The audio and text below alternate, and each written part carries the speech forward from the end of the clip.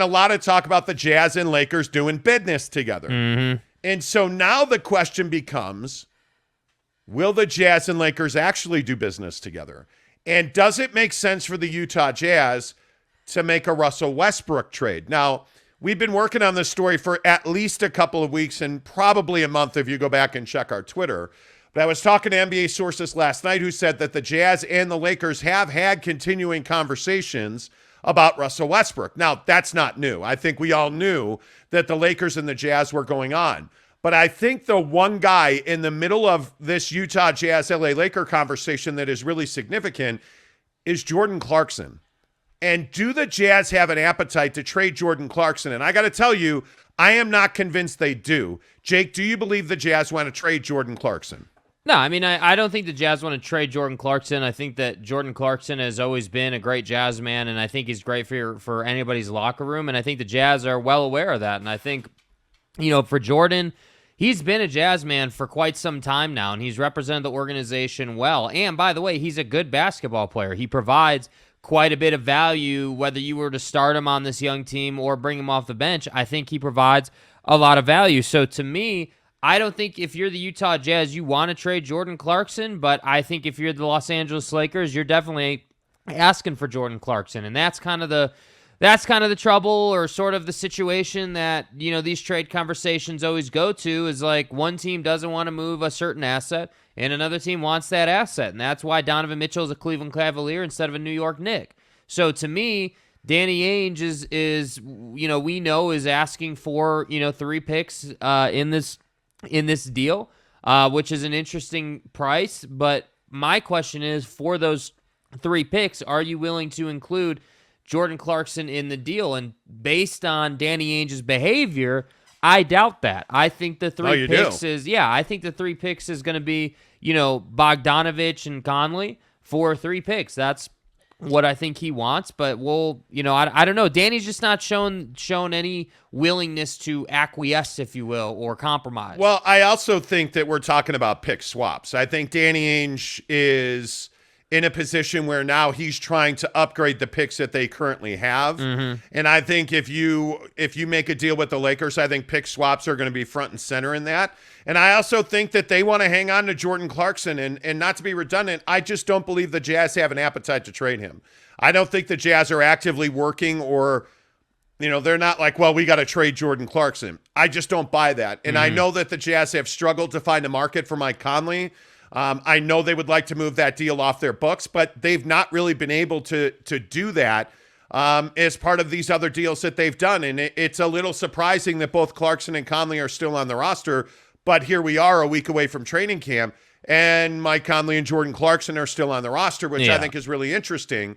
But I also know that the player that's in most demand on this Utah Jazz roster right now is Bojan Bogdanovic, and I can tell you that Philly's looking for him just based on his size alone. Mm-hmm. I know the Lakers have shown significant interest in Bojan Bogdanovic for over a month now, really dating back to the Lakers trying to become that third team in the Knicks-Jazz deal that never was. I think that the New York Knicks would love to get their hands on Jordan Clarkson and Bojan Bogdanovic. So there are deals out there for the Utah Jazz and Danny Ainge to make. I guess the question is, what is the Jazz willingness and what is their wherewithal to take on a contract like Russell Westbrook? Because it's $47 million, which is not insignificant in today's economics. I mean, that is a lot of money to buy out a guy, right? So the question is, do the Jazz, does Ryan Smith, does Danny Ainge have the appetite to buy out a guy like Russell Westbrook? Because let's be honest, Russell Westbrook does not have a place to play in the Utah Jazz lineup. He does not have a place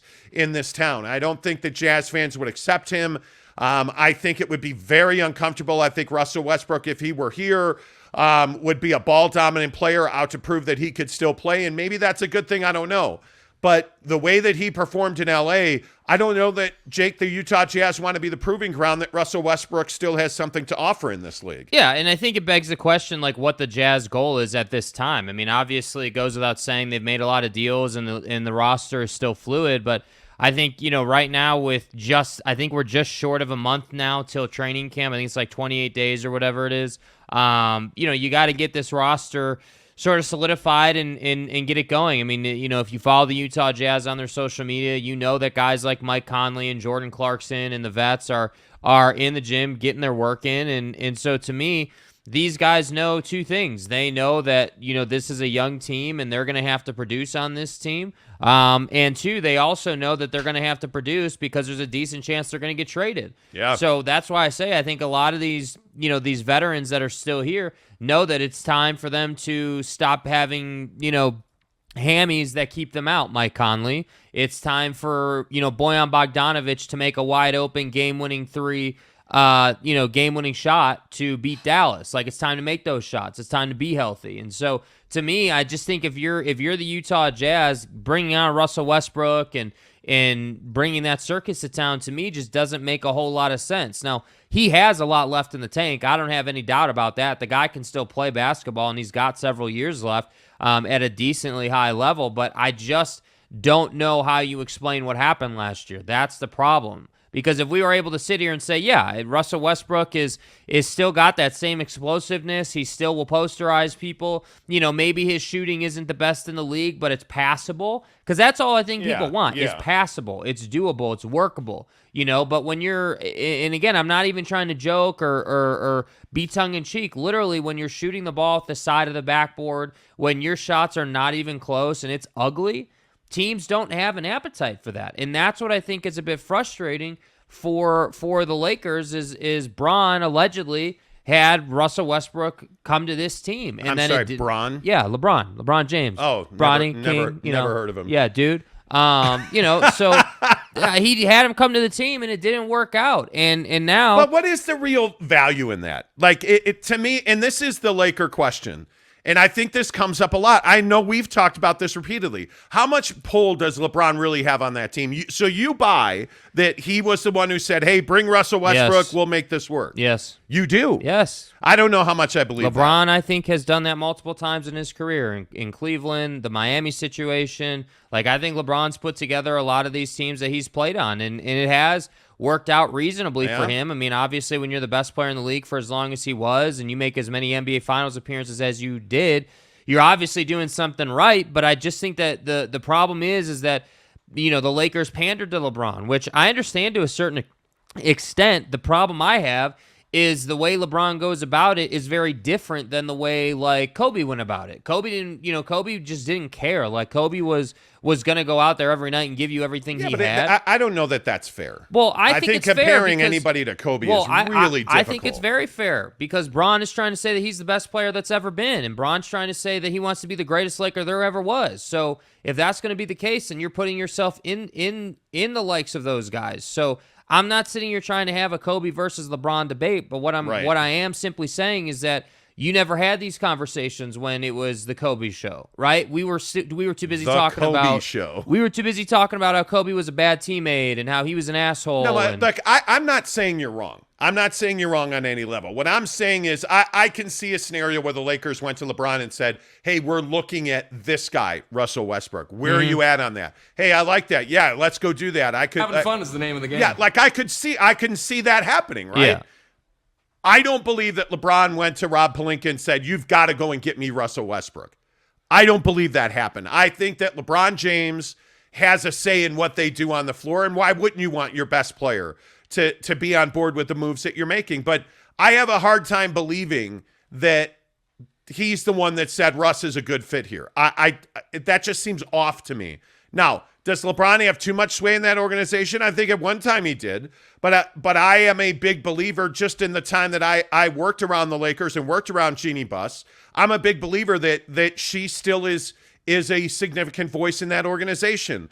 I am a big believer that Rob Pelinka has less power than he had in the past.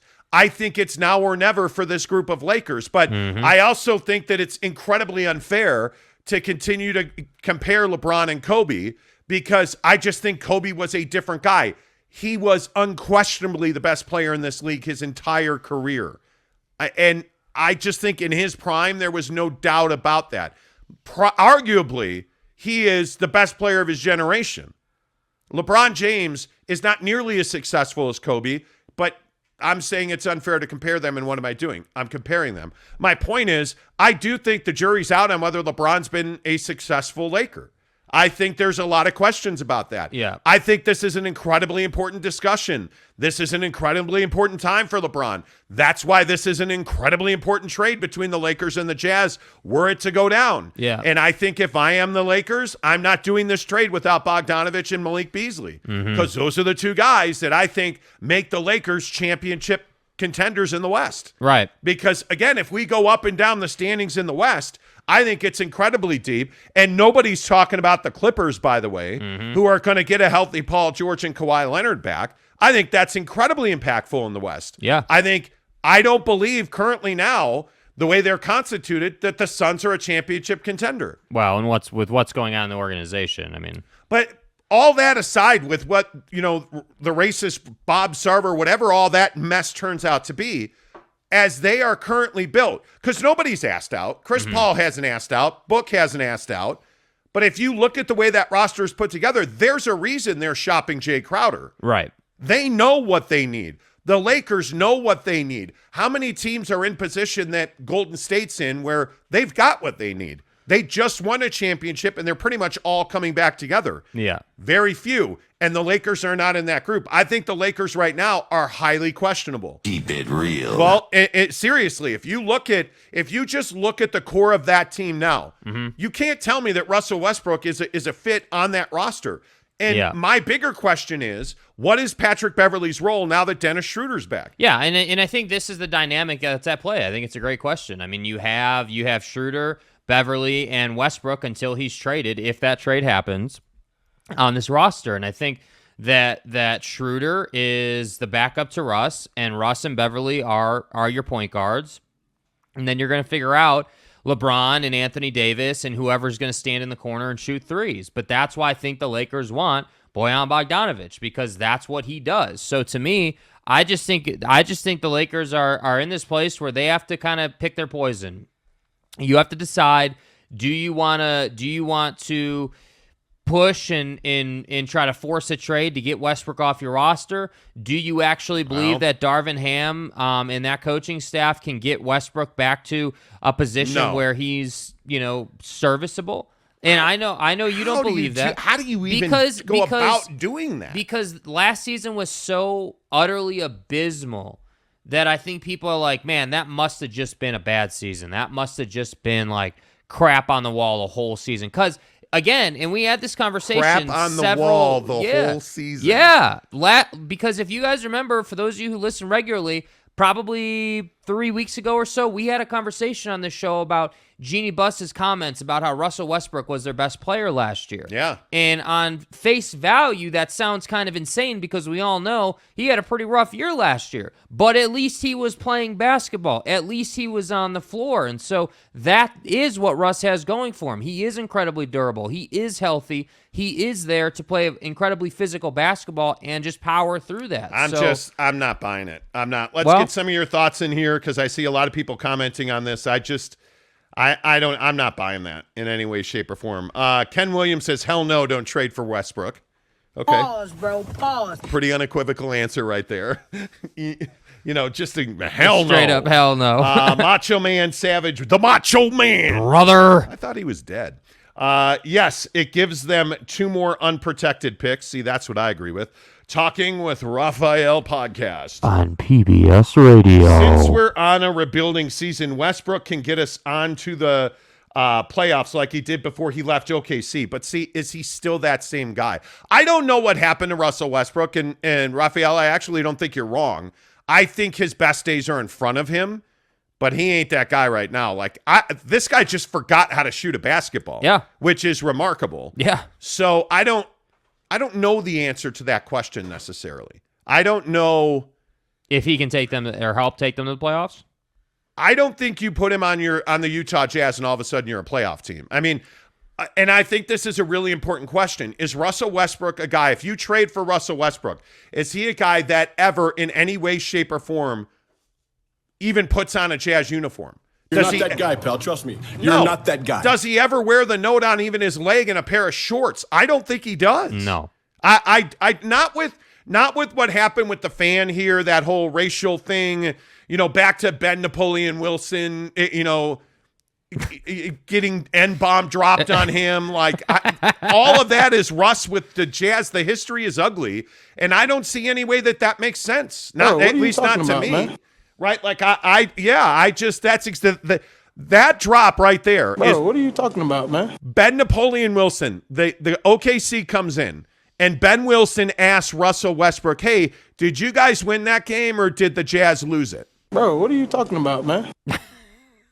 That was Russ's answer, and then he said this N-word is tripping.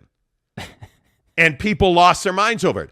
And then, what was that, probably 5 years ago now? Yeah. Russ comes in town and gets into a fight with a fan and says that he was dropping racial epithets on him. And I just don't see how he fits here. So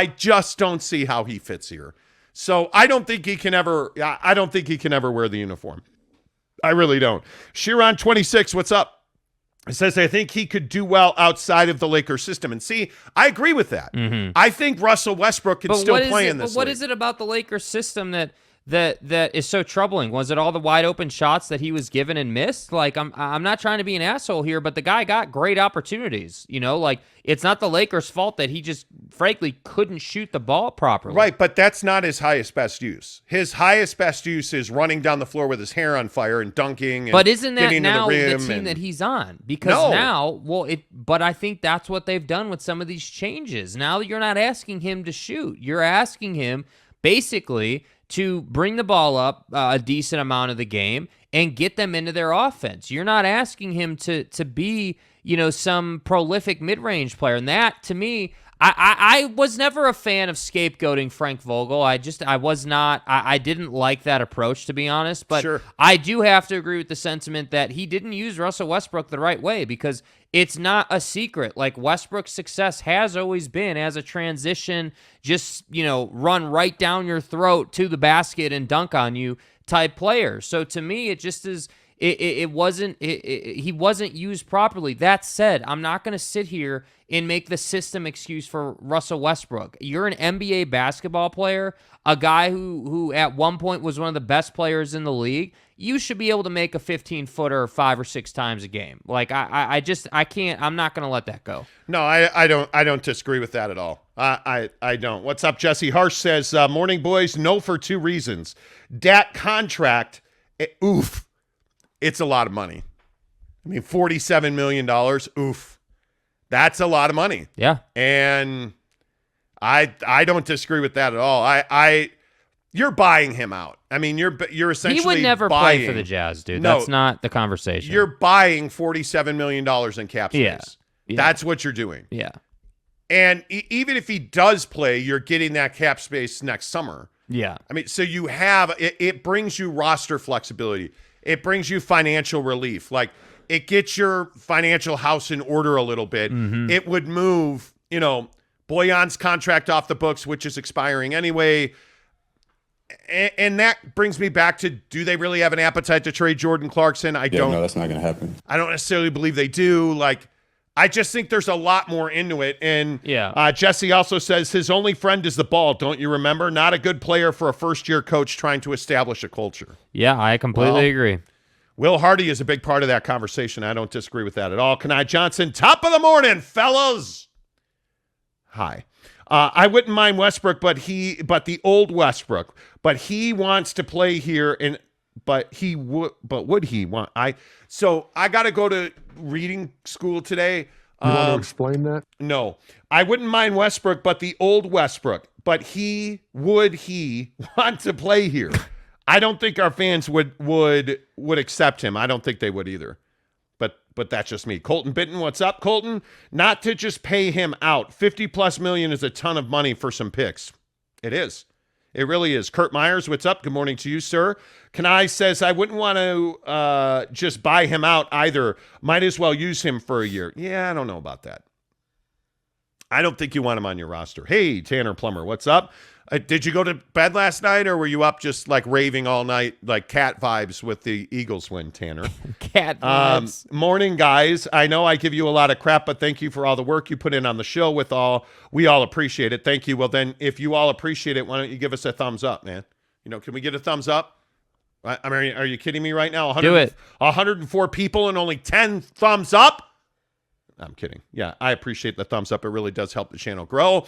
On the Monty Show, presented by the Advocates, Utah Injury Attorneys. Check them out online, utahadvocates.com. The Advocates are fantastic. They know that when you've been in an accident, it's a very difficult time of your life. That's why your consultations at the Advocates are always free.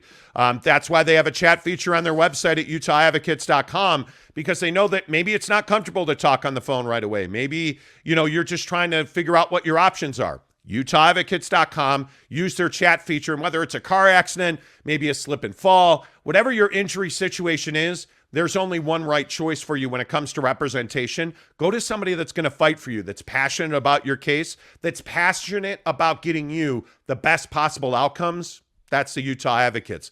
Defer your medical bills. You never come out of pocket. The only time you pay the Advocates is when they win your case. That's right. No retainers, no consultation fees. utahadvocates.com. Talking about this Russell Westbrook situation, sources, around the league for the last couple of weeks have been talking a lot about the Lakers and the Jazz making deals. We told you a couple of weeks ago that the Jazz and the Lakers were close. It was simply a matter of trying to figure things out. We were told last night by NBA sources that the real problem here is that Danny Ainge wants more draft capital, and the Lakers are going to have to find a third team. And the principal assets that would be exchanged here as far as players go would be Russell Westbrook for Bojan Bogdanovic, Malik Beasley, and possibly Jordan Clarkson. But that's why this question about do the Jazz have an appetite to trade Jordan Clarkson, I think is a very good question, because I think a lot of people around the league do not believe that the Jazz want to trade Jordan Clarkson. So, and by the way, I think it hasn't gone unnoticed that, he's here working out, working hard. Like Jordan Clarkson's in Salt Lake City working out at the Jazz facility. So, as by the way, I believe Mike Conley, there was a picture of Mike Conley in one of the Jazz tweets last week I remember seeing. So, Jake, those guys are here. Do you believe the Jazz want to trade Jordan Clarkson? I don't think they necessarily have some great appetite to trade Jordan Clarkson. I think that I think again, when you're rebuilding and when you're looking to put a roster together, you need to be vigilant of not just selling off the entire farm. You want to make sure that you keep a good culture, and I think Jordan really helps with that. And again, he's an explosive player. Like, the guy is a good basketball player. There would be no reason to move him, in my opinion. Yeah.